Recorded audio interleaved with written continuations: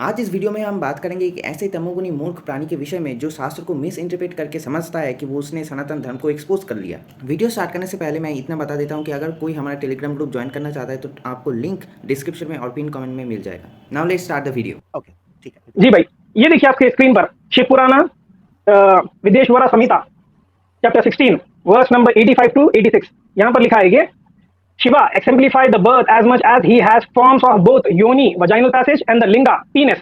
Hence, in order to ward off the births of the Janapuja, is of the Shiva alone. इसका जो first claim है वो है विद्वेश्वर संहिता के चैप्टर 16 से, और इसने ये दिखाया कि यहाँ पर श्लोक में लिखा है because of the form of linga and yoni Shiva give birth. तो यहाँ पर इसने जो ट्रांसलेशन दिखा है वहाँ पर ब्रैकेट है और मैं आपको एक ट्रांसलेशन दिखा रहा हूँ, यहाँ कोई ब्रैकेट में लिखा नहीं है और इसने ब्रैकेट को मान लिया सच और ट्रांसलेशन को इसने झूठा साबित कर दिया। लेकिन चलिए उसको छोड़ देते हैं, हो सकता है कि उस ट्रांसलेटर ने ऐसा किया होगा, लेकिन उससे क्या साबित होता है, श्लोक में दिखाना पड़ता है या फिर एक्चुअल जो ट्रांसलेशन है उसमें दिखाना पड़ता है। और हमें देखने को मिल रहा है कि मैं आपको जो ट्रांसलेशन दिखा रहा हूँ वहाँ पर कोई ब्रैकेट में ऐसा कुछ चीज़ें नहीं लिखा हुआ है, लेकिन इसके बाद वाले जो श्लोक है उनमें क्या लिखा है वो हमें देखना होगा। वहाँ पर लिखा है the entire movable and immovable world is the form of the बिंदु एंड नारा sound spot and sound. The spot stand for शक्ति while Shiva stand for sound.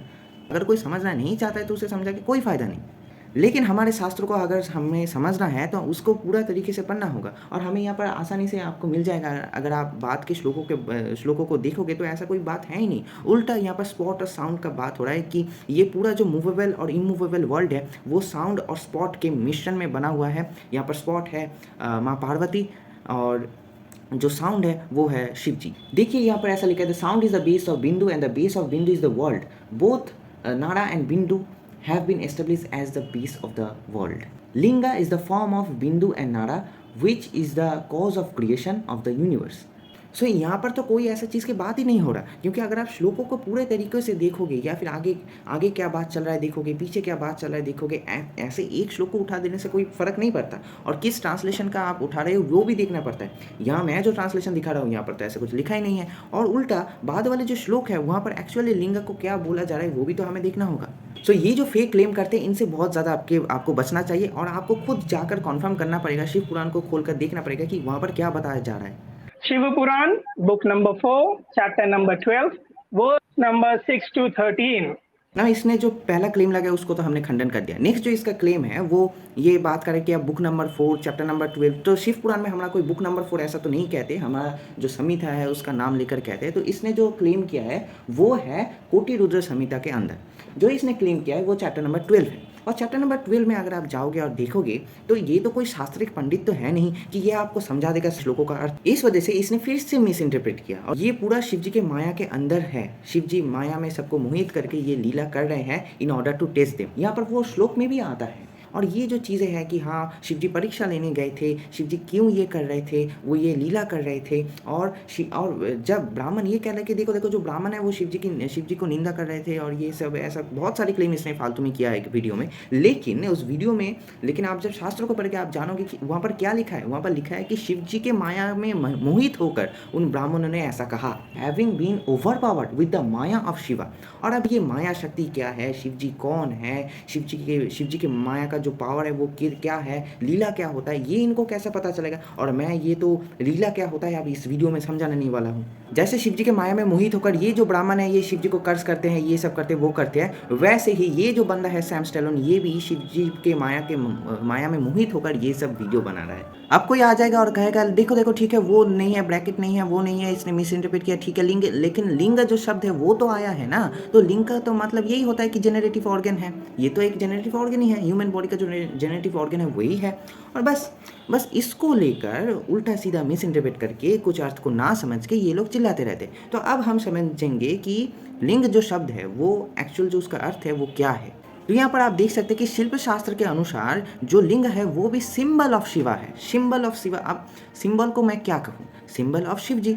अब सिंबल को ये अगर कुछ और समझेंगे तो मैं कुछ नहीं कर सकता। और अच्छे से एक जगह हमें देखने को मिलता है कि लिंग is the like in shape, लिंग मतलब shape, is like the part of a short round column rounded at the top fixed in a raised round based particular shape. और देखिए कितना सुंदर यहाँ पर एक्सप्लेनेशन है. Since God is beyond name and form and since we cannot conceive of an abstract principle like him without the aid of concrete symbols, a round surface is perhaps the nearest approach to him.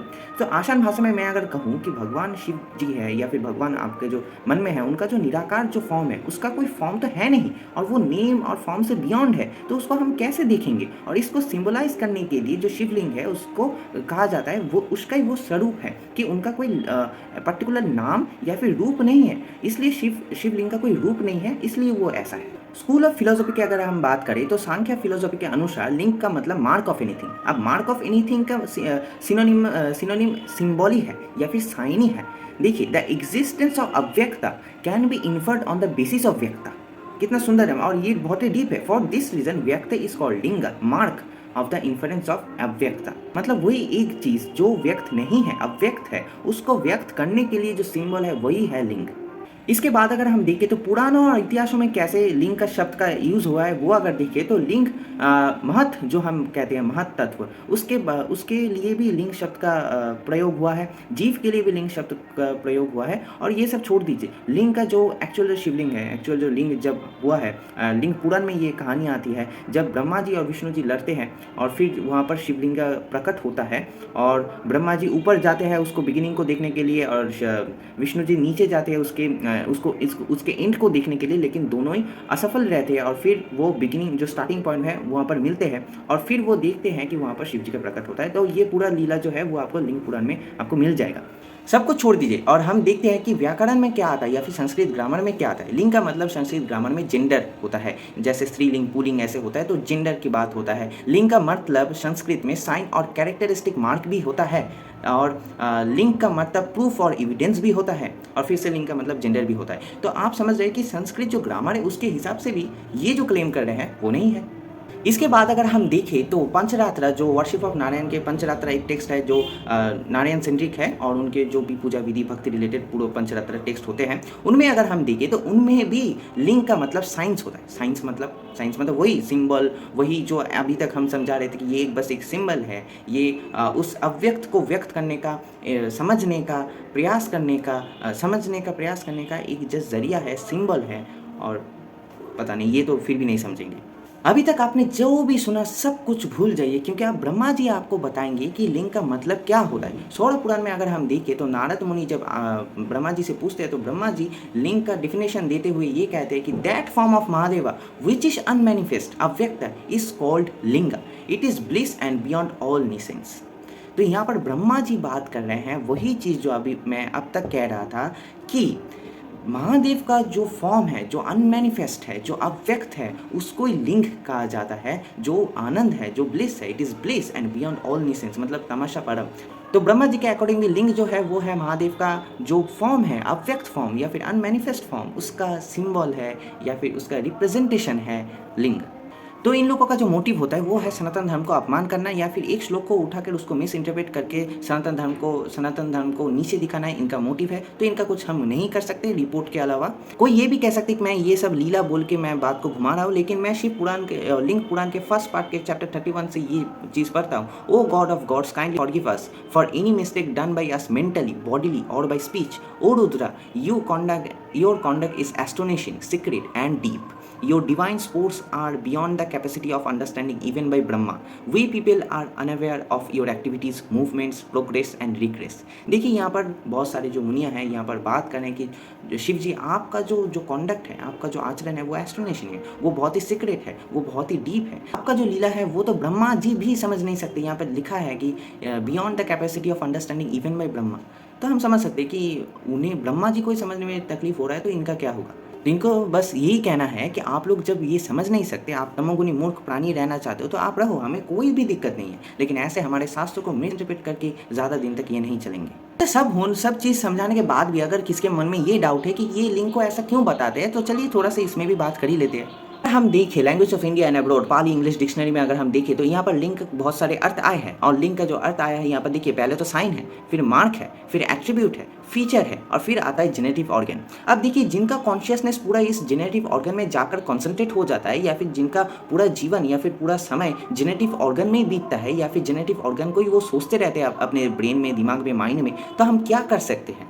तो उनको तो link का मतलब यहाँ पर sign भी है, mark भी है, एट्रीब्यूट भी है, फीचर भी है, लास्ट में तो जेंडर भी है। इन सब को छोड़ के अगर किसी को बस जेनेटिव ऑर्गन ही दिखाई दे रहा है तो देखिए इनका कुछ कर नहीं सकते। अंत में मैं बस इतना ही कहना चाहता हूँ, इनके बहकावे पे मत आइए। हमारे शास्त्रों में कुछ गलतियाँ नहीं है, लेकिन हमें शास्त्रों को समझने में बहुत दिक्कत होता है। तो शास्त्रों को अच्छे से पढ़िए, एक्चुअल जो शास्त्र है उनको पढ़िए, समझने का प्रयास कीजिए। अगर समझ नहीं पा रहे हैं तो किसी गुरु के पास जाइए और उसको समझने का प्रयास कीजिए। लेकिन ऐसे कहना कि शास्त्रों में ये गलत है, वो गलत है, शास्त्रों को बिना पढ़े गलत कहना बहुत ही अपमानजनक चीज़ें हैं शास्त्रों के प्रति। ये जो शास्त्रों को मिस इंटरप्रेट करते हैं इनको तो हम कुछ नहीं कर सकते, हम रिपोर्ट कर सकते हैं, कंप्लेन कर सकते हैं या फिर हम इनको डिसलाइक देने की ज़रूरत भी नहीं है। आप जैसे ही ऐसे वीडियोस का थंबनेल देखेंगे आप तभी इनको रिपोर्ट कर दीजिए, क्योंकि एक्चुअली ये जो कर रहे हैं ये यूट्यूब पॉलिसी के खिलाफ भी है। मैं मिलूंगा आप लोगों से अगले वीडियो में, तब तक के लिए हरे कृष्णा।